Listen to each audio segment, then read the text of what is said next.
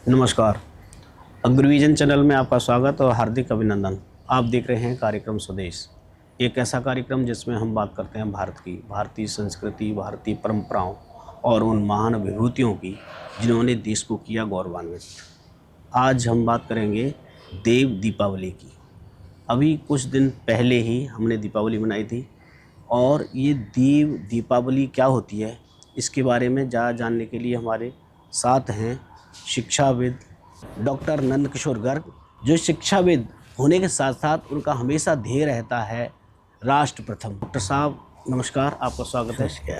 देव दीपावली और जो दीपावली अभी निकली थी, उन दोनों में क्या अंतर है?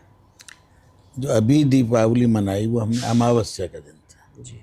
जिस दिन चंद्रमा लगभग शून्य हो, और कई चीज़ें जोड़ी हुई हैं उससे कि भगवान राम वापस आए।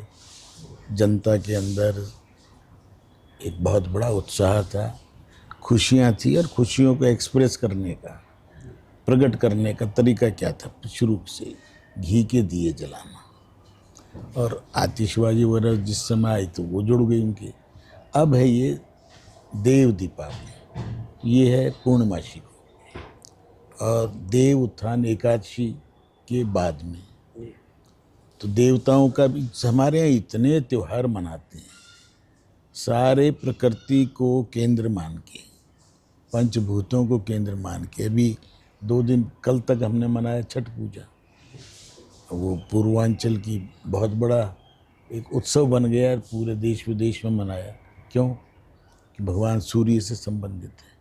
तो जो जो हमें रोशनी दे, ज्ञान दे, प्रकाश दे, उन सब को हम उत्सव के रूप में मनाते हैं, उत्साह से मनाते हैं। अब ये एकादशी से देव मान्यता क्या है कि पहले बारिश होती थी, रास्ते रुकते थे, तो 4 महीने सारे धार्मिक काम या ब्याह शादी रुक जाते, क्यों? रास्ते भी रुक जाते थे, बाढ़ आती थी।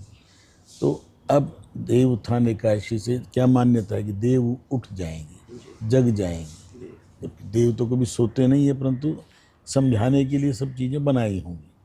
और अब मुझे लगता है कि इसके बाद से फिर गंगा स्नान भी उसी दिन है, गुरु नानक जी का भी उससे जुड़ा हुआ हो गया। हर चीज़ हमारी एक ही दिन में कई कई त्यौहार, और उनको जोड़ दिया गया है।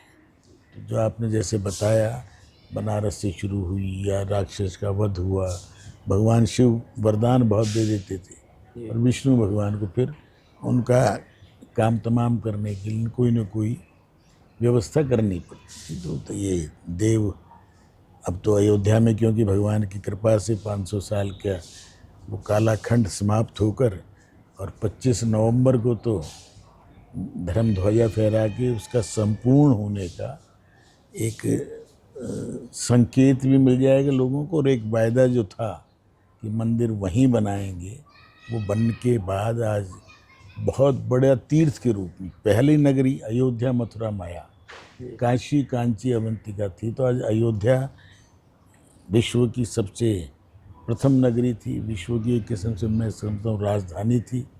और वो मान सम्मान इसका आने वाले 20-30 साल में लौटेगा। जैसे वेटिकन का क्रिश्चियन मानते हैं, मक्का मदीना को इस्लाम वाले मानते हैं, तो हिंदुओं के तो वैसे तो कण कण में भगवान है, परंतु जिन लोगों को हम जीवंत मानेंगे उनमें अयोध्या नगरी पहले भी प्रथम थी और अब भी सबसे पहले होगी।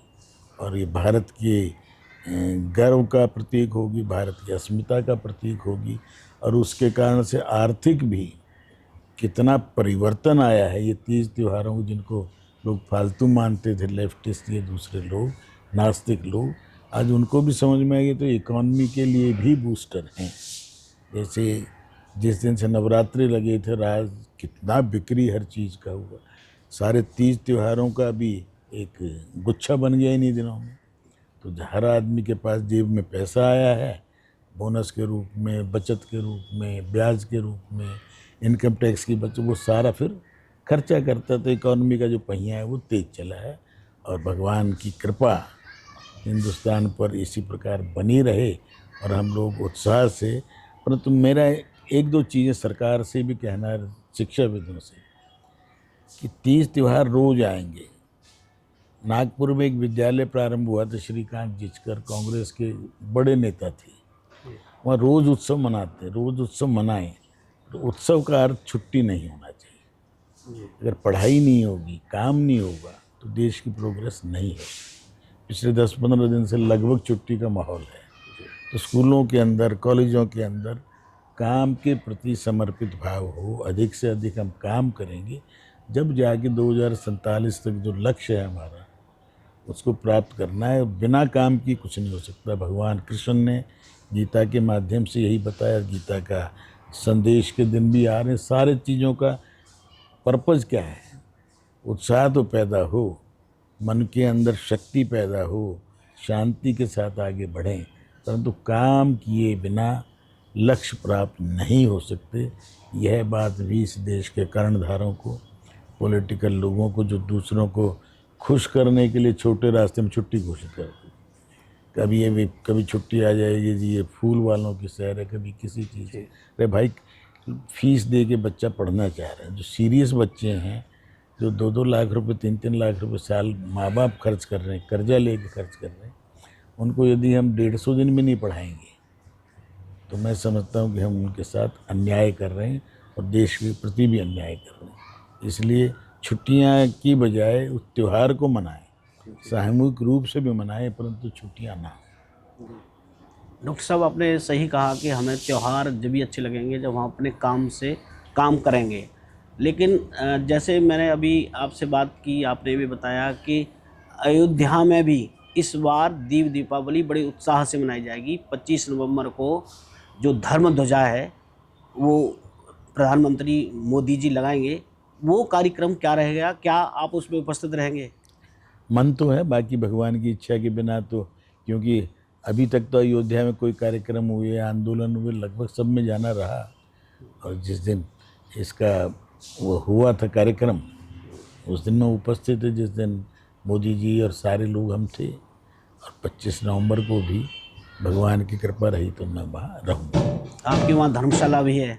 धर्मशाला तो अभी निर्माणाधीन है, पर अपने सारे अपनी, अयोध्या अपनी, राम अपनी, ठहरने के लिए कहीं भी ठहर जाएंगे। बहुत बहुत धन्यवाद सर।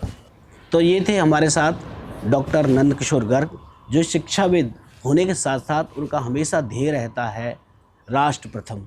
और राष्ट्र प्रथम जब ही हो सकता है जब हम अपने त्योहारों को उत्साह से मनाएं, लेकिन छुट्टी न मनाएं, उसे उस काम में व्यस्त होकर बनाएं जिस काम में हम लगे हुए हैं। मेरे को दीजिए अनुमति।